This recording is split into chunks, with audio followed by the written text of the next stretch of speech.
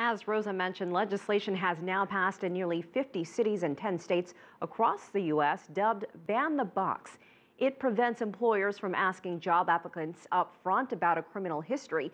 It's a legislative fight happening all across the U.S. with a real impact on hundreds of thousands of people. Asieh Namdar is in the newsroom with more on that. Asieh. Elaine, one of the most progressive Ban the Box bills is in Baltimore, where the city council is set to vote on Monday. We spoke with the council member who introduced the measure, about the bill and the controversy surrounding it. Discriminatory practices and unfair hiring practices amongst individuals who have past transgressions is simply and flat out wrong. Nick Mosby is a first-term councilman in the city of Baltimore. It's a city where every year some 35,000 people are sent to prison. And once their time is done behind bars, the struggle to reintegrate into society begins and sometimes ends with finding a job. Employers in Baltimore, like most other cities in the United States, are allowed to ask job applicants if they have a criminal record. If yes is checked, employers typically toss aside the application.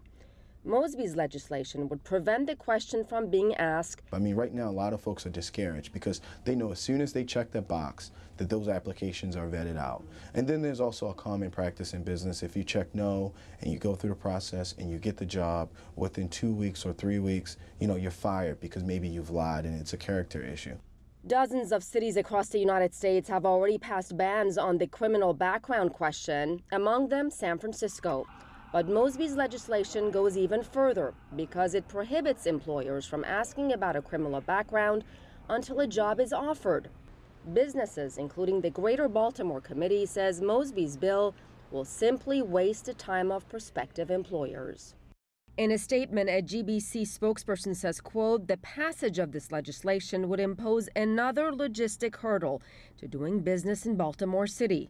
This will just add one more layer of business regulation that threatens economic growth and private sector job creation in the city. I mean, we could continue to build buildings, but we have to build our people. In order to build people, you have to provide them with opportunities.